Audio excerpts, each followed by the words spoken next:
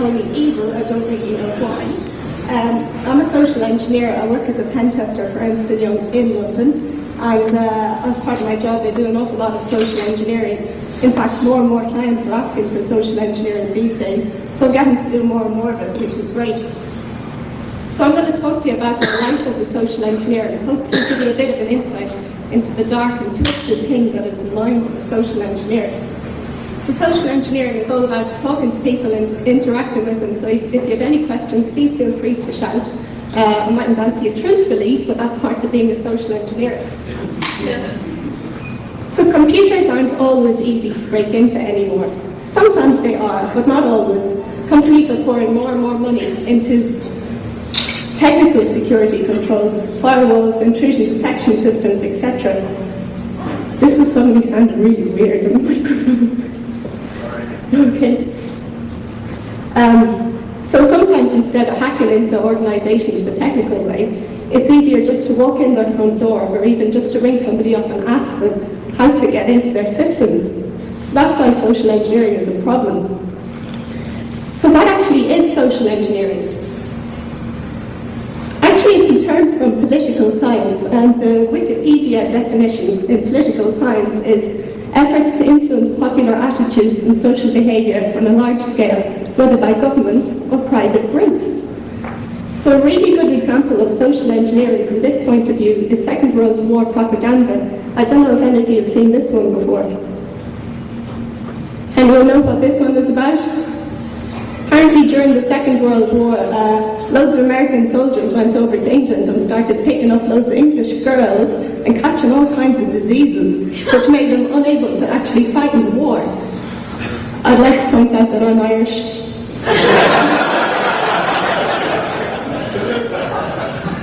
So governments are still using social engineering today in all kinds of campaigns. Here's one I found from America as the Fight to Be Fit campaign. It looks a bit crap on a big screen and a small screen too, so sorry about that. And possibly the biggest social engineer of all time, I'll leave it up to you to decide whether it was or not, is this one. So social engineering is trying to convince people of ideas and spread ideas on a mass scale. And it's not just governments that do it, there's also all kinds of organisations do it. Every day when we switch on the TV we see ads for this, that and the other, people trying to convince us to buy stuff like this. It's not always negative, sometimes it's about, fighting obesity or whatever, but just spreading ideas on a mass scale. So although I've thought about social engineering and dominating the world with it, today I'm going to talk about it on a much, much smaller scale. So social engineering as it pertains to IT security. So Kevin Mitnick is like the god of social engineering, and he claims that he rarely had to resort to technical attacks because he was so successful at social engineering. I don't know if any of you have read his books on social engineering, have you? Yeah, what did you think? Yeah, I thought they were a bit crap too. One chapter is good, but then it gets kind of boring. So Kevin defines social engineering as techniques hackers use to deceive a trusted computer user within a company into revealing sensitive information or tricking unsuspecting markets performing actions that create a security hole for them to slip through. So in other words, I just like to think of it as using deception to gain access to sensitive facilities or to gain access to sensitive information. There's all kinds of cheesy definitions for social engineering, like people hacking and hacking the human firewall and breaking the weakest link and all kinds of stuff like that. You've probably heard a lot of them. There's all kinds of social engineering attacks with fancy names and stuff. I'm going to go through a few of them here. Does anyone know what a mumble attack is? This is really cruel. The social engineer rings up someone from his target organisation and pretends to be calling on behalf of somebody who's speech impaired. So if the target organisation asks to speak to that person, they kind of make some funny noises on the phone pretending to be speech impaired, and their target is usually so embarrassed that they give out the information. It's really cruel. There's another one that's quite similar. I don't know if you have something called Type Talk over here. It's a service for deaf people that we have in the UK. So there's an operator in between the deaf person and the person they're calling who's typing up everything that's going on in the conversation. Do something like that over here, you probably do. Yeah, right, okay, yeah. So social engineers sometimes pretend to be the operator and have no one on the other end and try and get their information that way. Which is really handy because you have it all in type already, you know, you don't have to worry about spelling passwords and that kind of stuff. The next type of social engineering attack is reverse engineering, and this is where I'm trying to tie it into REcon, although briefly. The reverse engineering is when the social engineer creates a problem for a person, and the person turns around and asks the social engineer for help to solve the problem.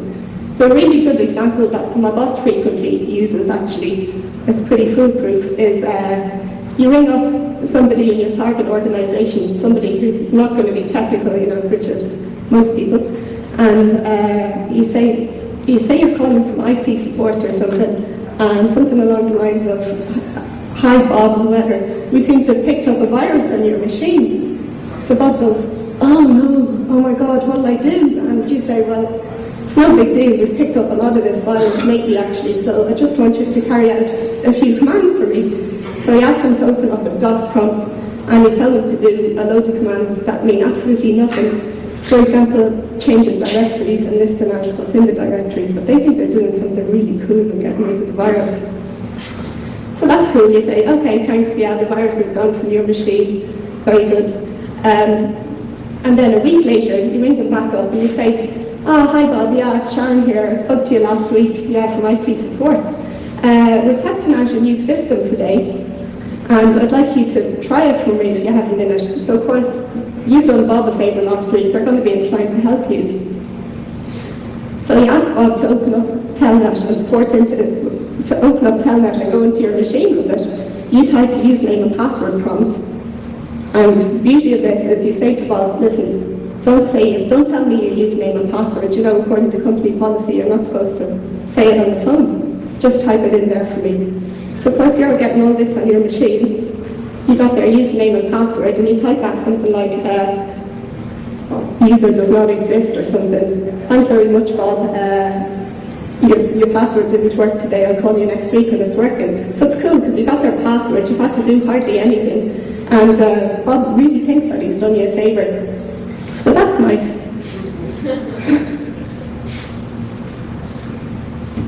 What about 10 attacks? Anyone ever seen them? 10 attacks you probably have seen because they show them on TV a lot. So it's when you use an attractive individual to distract the security guard and everyone else sneaks past. Like this. So I figured, if there's a 10 attack, there must be such a thing as a minus 10 attack. So instead of using a really attractive individual, you use a really, really ugly individual, and everyone in the building goes, "Oh my God, look at them." And all the rest of us can creep past, like this. I had really good fun trying to prepare this presentation, and I think it's a really good example of how I social engineered my colleagues into looking really, really stupid. But even better than that is I actually went straight up to this security guard and said, "Hi, I'm a social engineer. Do you know what social engineering is?" And actually she said no.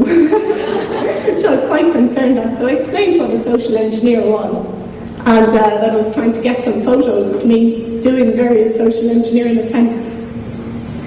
And she was perfectly happy to pose in all my photos, and must have distracted her for at least 20 minutes, taking photos, walking around.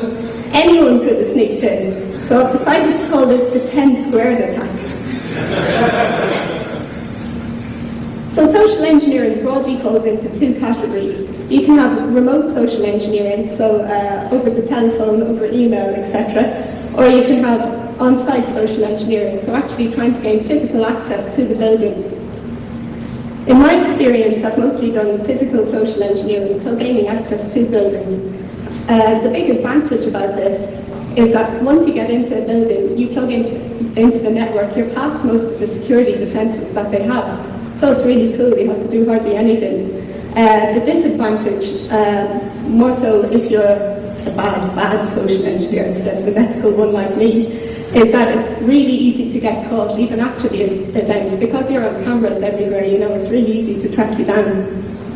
And of course with physical social engineering, you only get one shot. I might go in as an engineer one day, so I can't go in as a new temp worker the next day, because that's going to look kind of stupid. There's loads more different types of social engineering attacks, and I'm going to speak about some of them in due course. So who has never been social engineered? So what are you saying? You've all been social engineered. Cool. You'll have to tell me if I show what happened. Can I be a drink?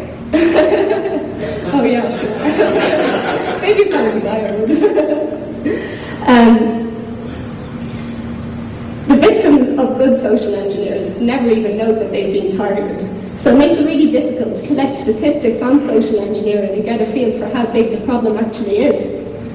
So if people are social engineered and if organisations are social engineered, they're really reluctant to admit it because it makes them look so stupid and causes a lot of reputational damage. But nevertheless, some social engineering attempts do hit the headlines. And here's some from the last year or so. First of all, the Sumitomo Mitsui Bank. There was going to be a really big bank heist last year in the Sumitomo Mitsui Bank. They were going to steal £220 million, that's like 440 million Canadian dollars. A hell of a lot of money. What they did was the social engineers infiltrated a London branch of this bank. They got in dressed as cleaners and stuck keyloggers in the back of machines. Unfortunately, it was foiled. And even though it took place in London, I swear I had absolutely nothing to do with it. Because if I had something to do with it, we wouldn't have got caught. They wouldn't have got caught. So, that was the Sumitomo Mitsui Bank. LexisNexis.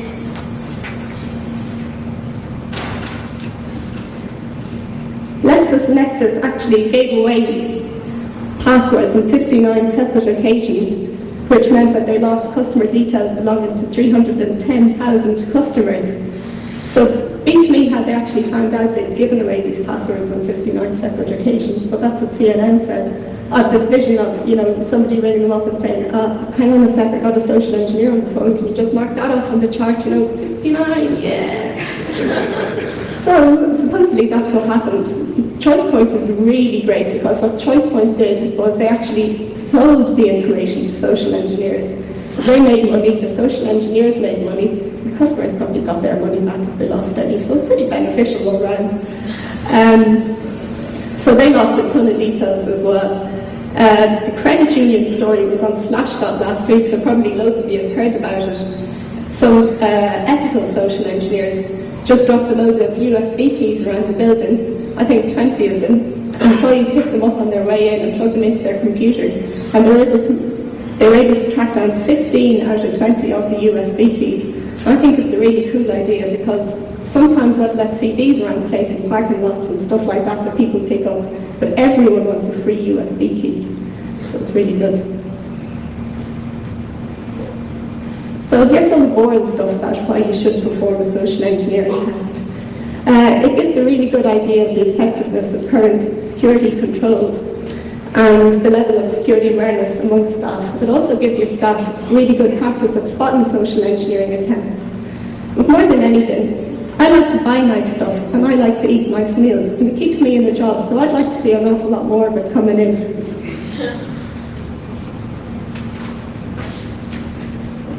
So you've decided that you want to do a social engineering attack, obviously for a client of yours. How do you actually go about it? That's probably what you all want to know anyway.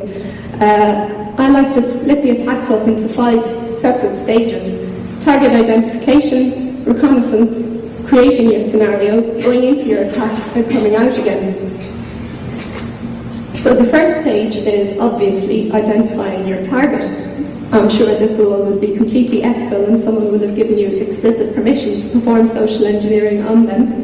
And the first thing you need to do when you've decided to do social engineer is get your get out of jail free letter, which is like an indemnity letter, and you need to carry this with you at all times during your attack. This letter should contain details like the name of the person who commissioned the attack and their contact details, and a short explanation in dummy terms of what you're actually doing there. And this is so if you get caught in any sticky situations, like a security guard holding a gun to your head or the police arriving to escort you off the premises, you can take out this letter and show it to them, and everything will be hunky-dory. Also, it's worth asking the person who commissioned the test not to tell other employees within... Sorry, question? Have you ever been social engineered into doing a social engineering test by someone who didn't have the authorization to do so, by another organisation or something? I hope not. It's worth asking the person who commissioned the test not to tell other employees within the organisation that the test is actually going on, because if they do tell them, it kind of ruins the point. The company will get no real feel for how a social engineering test would succeed if it was a real social engineering test. So if they're pre-warned, it doesn't really make it realistic, so it's best not to pre-warn them at all. The next stage is the reconnaissance stage, which just means gathering as much information as you can in the time you have, which unfortunately if you're under a budget you're not going to have loads and loads of time, so you gather what you can in the time you have allowed yourself. So you need to do a lot of passive information gathering. Google is good for this, or whatever search engine or search techniques you do like to use. It's not like you're looking up data that's really hard to find. Other places that are good to look are company websites, annual reports and that kind of thing. Every time you see the name of an employee, you should write it down, because this can be really useful stuff. You could pretend to be that employee in your attack. You could name drop their name if you're talking to somebody else in the organisation, or you could even target that employee. Other good places to look are job ads and employee resumes, because these contain loads and loads of information about the types of IT systems they have in the organisation. So you can ring up maybe from one of their IT suppliers, tell them you're their new account manager or something, and get information from them this way. If you're actually going to try and get physical access to the building like I do, you need to go along to do some physical reconnaissance on the building. You need to check where the security guards are, what kind of security barriers they have, do they have swipe cards, that kind of thing. Do smokers congregate outside the building, and if they do, is there a certain door that they come in and go out from, because you could just follow them in. You need to check where the CCTV cameras are, and what time people actually go into the office to start work at, because that can often be a really good time to go in. Reception is always really busy around 9 AM in the morning, so you can just kind of go in with the crowd then. It's a good idea as well to check what else is going on in the building. Organisations frequently don't own the whole building, there's loads of other stuff going on. I actually got into a data centre once that had a training centre in the same building, so I turned up for the training and just kind of conveniently got lost. So it's a really good idea to know what's going on. So you've done your reconnaissance, you've got all your information. The next thing you need to do is to create your scenario that you're going to use to actually get into the building. You need to think about how sophisticated your attack is going to be. So for the more security-focused organisations, you probably have to come up with a more sophisticated scenario. For less security-focused organisations, you can often just tailgate people in, so just follow them in. Sometimes you can just talk your way past security guards and receptionists. But if it's places like banks and financial institutions, that kind of thing, you need to set up a more sophisticated attack. And one thing you can do to make your attack look more realistic is use props and costumes and that kind of thing. But again, you don't have to keep it a bit realistic, so don't go in with something stupid. You need to take into account your own physical presence and things like that. So for example, if I try and go in as a workman, I look a bit crap. I can't lift anything, so I would look really stupid. On the other hand, I make a really good secretary. You have to say in stereotypes. I make a really good temp worker arriving for work, something like that. So if you're going in as a workman or something, you can use the appropriate costumes and stuff. Other props you can use are business cards. A good place to look for business cards is restaurants around the organisation. You know, sometimes you have to leave your business card and you might get in to draw to win a free meal and stuff. So you pretend to leave your business card and take out a handful, you'd be surprised what you actually get. Or you can check lost and found at train stations and stuff near the organisation you're going to engineer, because they have loads and loads of ID cards and that kind of stuff. So do remember to keep it realistic. But having said that, once I went into an organisation with a really, really crappy looking fake ID, I went in from the local council and the security guard in this building actually turned around to me and said, "This ID looks like you made it at home on your computer." I didn't actually, somebody else made it for me. So I said to him, "Well, you know what, I work for the local council, they've no money, what do you expect?" So you really have to be ready to improvise when these situations arise. So you come up with your scenario. The next thing you need to do is cross your fingers and actually go in for your attack. So you've got into the building, you've gained access to the network, but this is the really disappointing bit. So far, I've found that more often than not, clients want you to get into their building, but they don't want you to actually plug into their network and start messing around, which is really disappointing. And in this case, you need to think about how you're going to prove that you were in the building. It's a good idea to leave some kind of token to show that you've actually been in the building. So leave something in a filing cabinet or in an in tray somewhere. You don't want this token to identify you directly, and you don't want the token to say something like, "This is Sharon, I owned you," or something like that. And this is because if you forget to tell them about this token, or if they can't find it and 3 years down the line they actually do find it, they're going to get a bit worried. So you need to use something that's pretty innocuous. What we like to do in our team is to leave a comic book. Do you guys have the Beano over here? Yeah. So we like to leave a copy of the Beano. And the advantage about this is when you're traveling to your clients, you've got some really good reading. So if you're pretending to work in the office, you can really just read the Beano for a bit. Another good way of proving that you've actually been in the building is through taking photos. Obviously you can't arrive and take out this lovely, lovely camera and start taking photos all around you. So what's a really good idea to use is a mobile phone with a camera on it. But you need to make sure that it doesn't make that little camera noise when it takes photos, because that kind of gives it away. So sometimes I go into buildings and I get into their comms room, or I sit down at a desk and plug into the network point. I just pretend to send a text message or an SMS message. But really I'm taking photos of everything I possibly can to prove that I've been in the building. So you've gone into the building, you've managed to prove that you've been in there. You want to think about how to get out again, and let me tell you, this is easier said than done. Depending on your scenario, frequently what I do is set up meetings with people, and then after the meeting, I kind of just leg it really.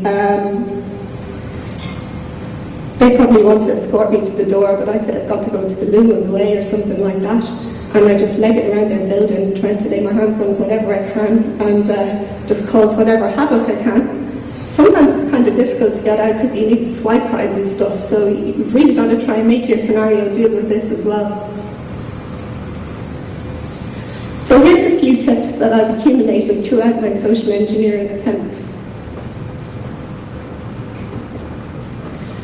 The first thing is to use a false name, but always use your own first name. And that's so when people say, "Oh, hello Sharon," or if they say anything to you at all, you respond. Because it looks really stupid if they call you and you don't say anything. Or they say, "Hey, here's the password, I don't know, Eliza, whatever." And you're there like, "Oh, me, yeah, right, okay, thanks." So I've been really tempted to go in with really stupid names like Penelope Pitstop and stuff like that, you know. But it's probably a bad idea to do this. If there's a surname that sounds like your own surname, use this as well. Another thing I found that's really effective is being a woman. So don't try to too hard if you're not a woman already, but this time around the position. Being a foreign woman is really, really helpful, especially with an Irish accent. That seems to get you so far. So to be good at social engineering, you need to make people like you. So this can involve flirting and using flattery. You may need to be polite, and I realise this can be difficult for some of you, and you need to use kind of friendly faces. You're looking friendly now, but you weren't 5 minutes ago. So you might need to get some practice in for this. Another thing to bear in mind is to remember how greedy people are. I'm not suggesting that you bribe people to get in because your budget probably won't allow this. I'm sure it would be really effective. You can get something for nothing, but it's easier to get something for something. So maybe you call up your target individual and you say, I'm doing this survey. Everybody who enters gets put in a draw to win a holiday or something like that. Something like that can be effective. You've probably all heard the one about swapping your password for a chocolate bar, right? I'd probably give them a false password because I don't want the chocolate bar. But something like that can work. If you have the time, if all else fails, you can always get a job with an organisation because then they usually let you access their network. I haven't managed to do this so far because I never have the time. But I have gone for a couple of interviews and that's really good fun. I like to think that I have 2 big secrets of success for my social engineering. So far I've managed to get in everywhere I've tried. And this is down to 2 reasons: balance of power and time travel. So this is like my mini lecture where I'll go off on a bit of a tangent. I apologise in advance. As a social engineer, you have the power. You need to decide whether you're going to keep this or whether you're going to give it to your target individual. So if you keep the power, you're going to try and intimidate information out of people. So you're going to go in as the CEO of a company, someone like that, you know. Maybe you go in as a fire warden, or you could even just ring someone up and talk really techy to them, because that can intimidate the hell out of a lot of people. Otherwise, you have to keep the power for yourself. So that means you're going in as somebody kind of more submissive. You're going to flatter people, just kind of make them feel great about themselves and act really, really harmless. So you might be someone like a new person arriving in the job for the first day, or a temp worker, or someone like that. So you need to think about which suits you. I've tried both of them, and I found that the second suits me, you know, because I'm small and I'm a woman and I look really harmless. So it really works well for me. Next thing I want to talk about is time travel, or how to be an effective liar. So if you're social engineering, you're going to have to be quite good at lying. I've realised that I've become really good at lying lately. So good that sometimes I don't even realise I'm doing it. I really got to stop that. So, how you can be an effective liar is actually to tell white lies instead of lying straight out.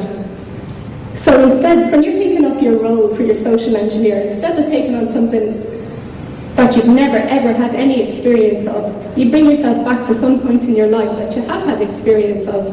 So we all know what it's like to be the new person on the job. You could try something like that. When I was in university, I did a load of temping jobs. They paid well, so I often go in as a temp worker because I know exactly what that's like, and I've got answers to all the questions. If they put me in a difficult situation, I kind of, if it's things I haven't thought about before, it's cool because I was in that situation before, and it's not as difficult to come up with the lies. So I'm going to go through an example of a social engineer I did last December, and you'll see that I put the balance of power and the time travel into play. I had to social engineer this organisation that had been social engineered in the past, and as a consequence their security controls were really, really good. There were about 6 security guards there. That's getting physical access to the building. So there's about 6 security guards there, tons of receptionists, swipe card access, I swear this building had water on 3 sides, so there was no other entrances. They even had an x-ray machine like they have in airports for scanning your bag on your way in. So it was really, really hot. And I actually had a bet with my colleague who thought I wouldn't get in, and won 50 quid. So that was good. I tried to gather as much information as I could about this organisation. When I was looking through their website, I came across a couple of graduate profiles that gave away the names, the departments people worked in, that kind of thing. So I made a note of the names. I figured out what the email syntax was, not so difficult, first name dot last name at organisations.co.uk. I fired off 2 emails to these graduates. So one of them bounced back, but one of them got through. Let's call the graduate Bob, and here's the email that I sent to Bob. Can you see that? Can you open it up on your screen? Do you want me to read it? Okay. So, I'll start off by saying, hi Bob, I hope you don't mind me emailing you. I found your graduate profile on your company website and got your email address from reception. So, when Bob opens this email, he's thinking, who the hell is this person and why the hell are they emailing me? So this is just to reassure him, oh, don't worry, I got your email address from reception, and I'm so keen I found your profile on the graduate website. So he probably thinks I'm a bit weird and overly keen and stuff, but at least I've given him some background as to where I got all his details from. So I go on to say, I'm a final year student studying computer science, linguistics and French at Trinity College, Dublin. And this is an example of time travel, because a few years ago I was that student. I won't tell you how many years, but I was. So I say, I'm currently looking for a job for when I finish university. I'm very interested in your company's graduate development program. It looks like it's got lots of variety and would be good experience for someone coming from an IT background who is looking to get into the financial side of things. Loads of crap. Although I aim to have a career in finance, I'm concerned about starting this with a degree in computer science. I was wondering what your opinion on this move may be, or if you know of any other graduates who may have done something similar who I can talk to. So this is where I'm calling out to Bob to really help me. And this is the balance of power. I'm giving Bob the power to help me. So the closing date for graduate applications is next Wednesday, 23rd of December. So I'm trying to do all my research and get the application in as soon as possible. I'd appreciate any views you have on this matter. Thank you, Sharon. So I was kind of lucky that the closing date for applications was coming in, because it meant I could move the social engineer along really, really quickly. So Bob replied, I love this email. Hi Sharon, I'm very impressed with your guile in getting my email address. Sucker. I'm more than happy to receive your email, which was kind of cool because I could send them some really bad attachments. You should not be at all concerned with whether your degree course is not relevant for the job. We pride ourselves on not being a degree snob organisation. A lot of my fellow grads have come from backgrounds such as physics, classics, history, etc. So we aren't concerned with that. Yeah, whatever. I think the fact you do computer science is a benefit because you will have developed analytical and logic skills which are very important, especially in analysing emails like this I have found. Also, your linguistics background demonstrates communicative skills, which is handy when you're social engineering. You'll need to try and get this across in the application form. And this is the real beauty of this email. If you need any other help on the application form, feel free to ask. You can call me or you can email me. There will be an area on the form asking where you heard about the job. If you put my name down, it will show that you've taken time and initiative to talk to me, and it's something I'll certainly mention to the grad HR team. So you know what this is? This is the recruitment bonus. Yeah. So once I saw that, I knew I was in there. I can't believe I didn't think of it myself. So, from Bob's point of view, I must be a pretty good bet because I've got lots of guile and analytical skills and stuff like that, and I'm obviously really, really keen to So if I get a job with Bob's organisation, he's going to get a payoff, so of course he's going to help me. So that's like I was saying about offering an incentive earlier. Doing something like that is really good. So there's a few more emails to Bob. Hi Bob, thanks for replying. Good to hear that your company does not insist on having a finance or a business degree. I know some of the banks do, and that has put me off. So I'm kind of just bigging up Bob and his company and saying how great they are and stuff. I'm actually in London tomorrow and Wednesday for a last minute interview, which is really convenient because I live in London. So I was wondering if it might be possible to come in for a quick 15-minute visit and see the kind of thing you do in your company and maybe go through some of my answers in the application form. So, nobody's really going to refuse a quick 15-minute visit. Do you think I could meet you or someone from graduate recruitment to do this? Thanks again for all your help. It's very much appreciated. So then this is what Bob says. Now let reception know you're coming, so just report to reception and they will give you a pass. So they did have loads of security guards and x-ray machines and stuff. I did have to get my bag x-rayed. But there was the first couple of barriers gone. I didn't have to worry about that. So I went in to meet Bob. Had my bag scanned, and then I met him and I was like, wow, this place is so cool. I can't believe you have to have your bag scanned. Wow, Kind of saying a really ditzy graduate. No offense to graduates. So I went up to Bob's canteen with him and he bought me a coffee, which, I don't have much of a conscience, but I really feel bad when people buy me drinks and stuff when I'm social engineering.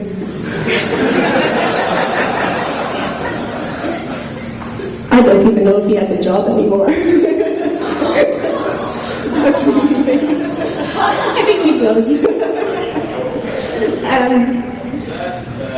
So he got me a coffee, and I'd made some notes from the graduate application form. It was years since I'd done one of them, and they're a real pain to fill in. They ask you all the crappy questions like name a time in your life and this, that, or the other. So I made all notes and this kind of stuff, and relevant things that were happening in the financial world in London. Boring.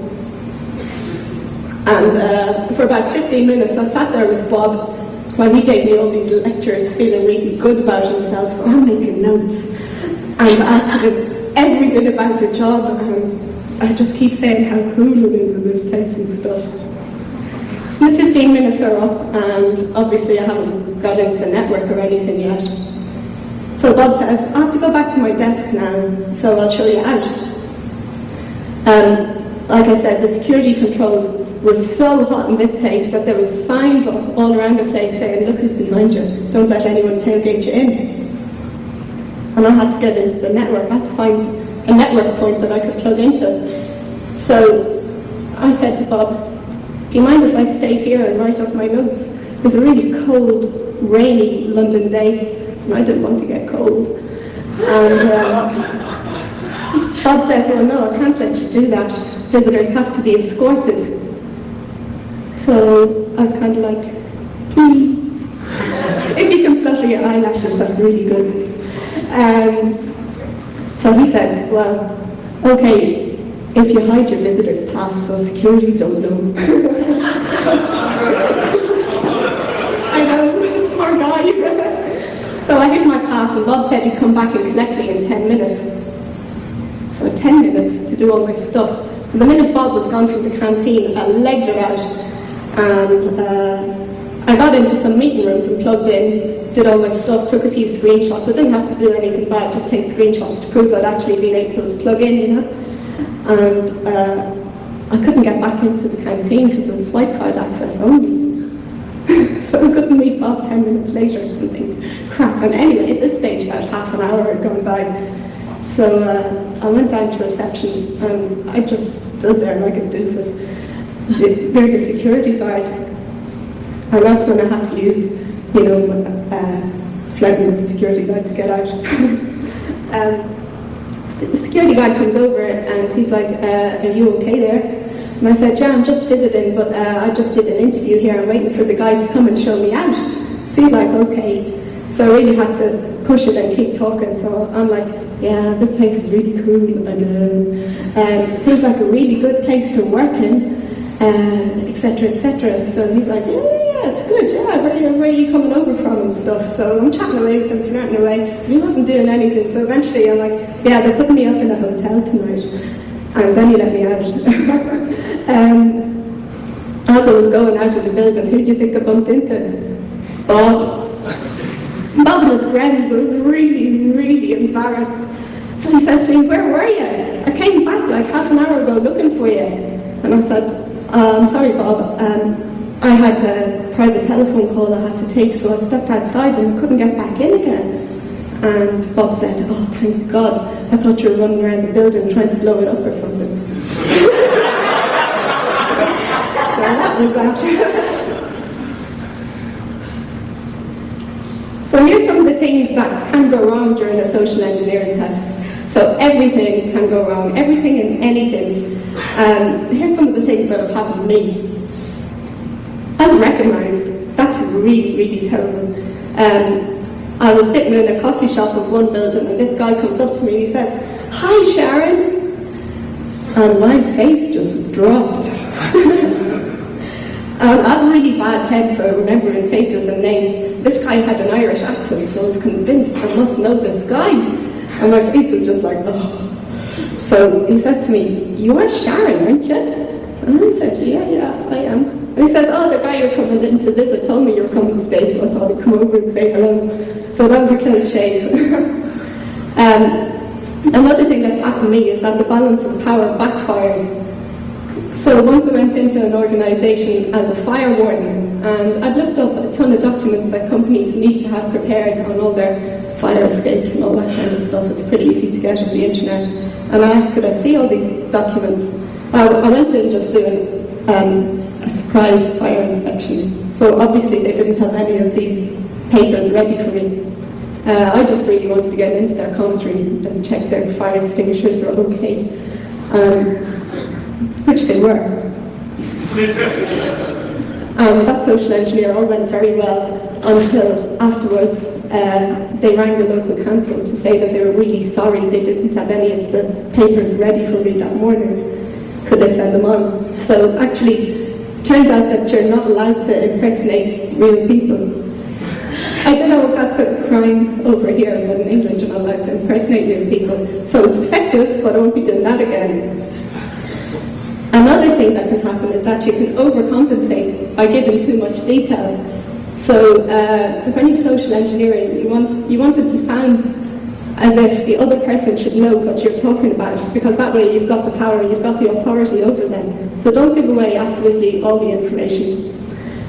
So you just need to be prepared for absolutely any situation. You need to be able to think on the spot and improvise and even say stupid things, you know, people don't really care, but just go through with it. I've got a whole list of recommendations that I could go through on how to help prevent social engineering attacks from being successful. It's kind of boring, and that's what I get paid for as well, so I'm not going to give away everything here. The main thing you can do is to educate your employees and make sure they're aware of the threat of social engineers. It should be an ongoing awareness program as well, because you educate employees on this kind of thing and they forget so quickly, you know. Obviously you can perform social engineering tests to check if your employees are aware and to give them practice at spotting social engineering attempts. You need to make sure that your security policy covers social engineering. So it's got stuff like escalation procedures for if people suspect they're being social engineered, stuff like visitor guidelines, whether visitors must be escorted and stuff. I heard of a governmental institution in England that insisted that all visitors to their building carry this great big green traffic cone. Even when they went to the loo, they had to carry it with them, you know, so it's really easy to identify visitors to the building. You need to vet all your staff, and this includes people like cleaners, contractors, subcontractors, subcontractors, absolutely everyone. And above all, you need to not trust anybody, and especially don't trust me. Read this and weep. I have to include a disclaimer. I'm sure you read that really quickly. So I've given you a bit of an insight into the mind of the social engineering, the kind of things that I like to do. Social engineering is all about really just having the confidence and the guts to go in somewhere and actually go through with your scenario. Because more often than not, people don't mind, they will let you in and they will give you information. It's not magic, it's not NLP, and unfortunately, more often than not, it's not just ringing people up and asking them for their passwords anymore. If this works for you, that's cool, but a lot of people have caught on to this kind of thing. I really love social engineering because when I get into a building, you get a real adrenaline buzz, and it really knocks me out. I really enjoy it. So I've given you a few thoughts on what I do as a social engineer. I hope it's been useful to you if you're a social engineer yourself, or if you're trying to prevent against social engineers like me. So, any questions? Yeah. What do you do in situations where you're going into a building that would physically require you to present some sort of ID, whether it's a driver's license, something like that, if you were going in there a false name? Have you run into this, and what did you do?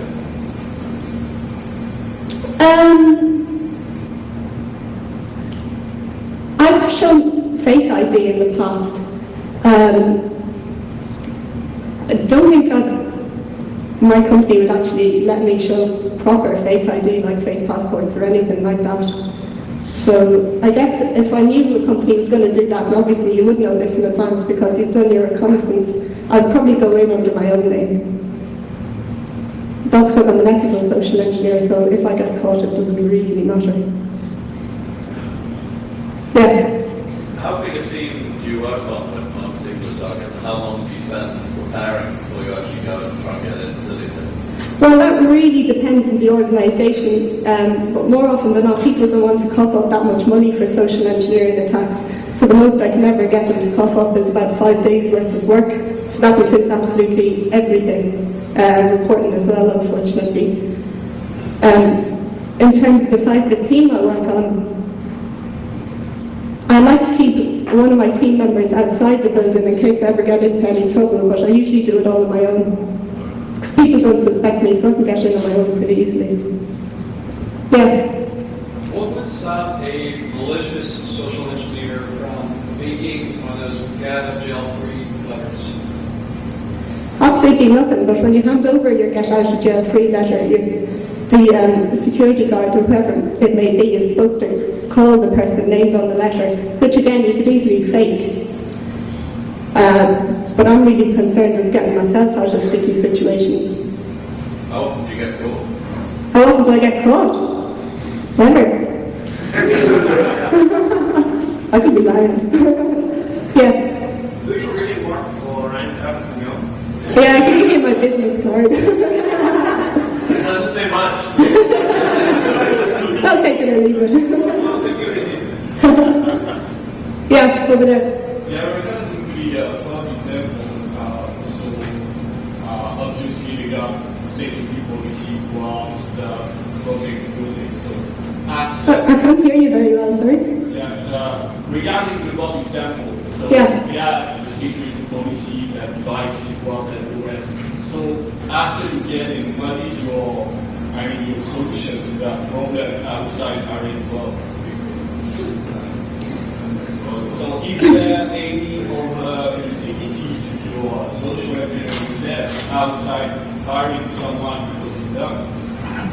Well, sure. I don't think anyone's ever been fired as a result of my work, as far as I know, because really it's not the individual's problem, it's a problem with the processes and procedures that are in place in an organisation. And whenever I report back to the organisation, I really emphasise this. I don't name names, although it's pretty easy to track back to who it was, but I really try and put an emphasis on that it's the fault of the security policy or whatever that's in place. Yeah. Since you have only one chance to get in, Yeah. and there are many ways to get in, basically, there are millions of ways probably for one company. What do you put in your reports? What do you explain? You explain, I went through this way and that's the way I use, or you say about, you talk about policies, or is it just template that you just change the company name because basically it's always the same tricks for all companies? No, I tell them exactly how I got in.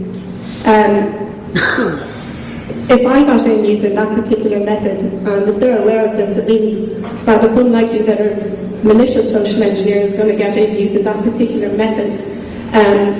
But I guess the benefit for the company is in the list of recommendations that I give them that just don't pertain to that actual attack necessarily. That's just for social engineering in general, you know. It's a really good way of pushing social engineering training as well.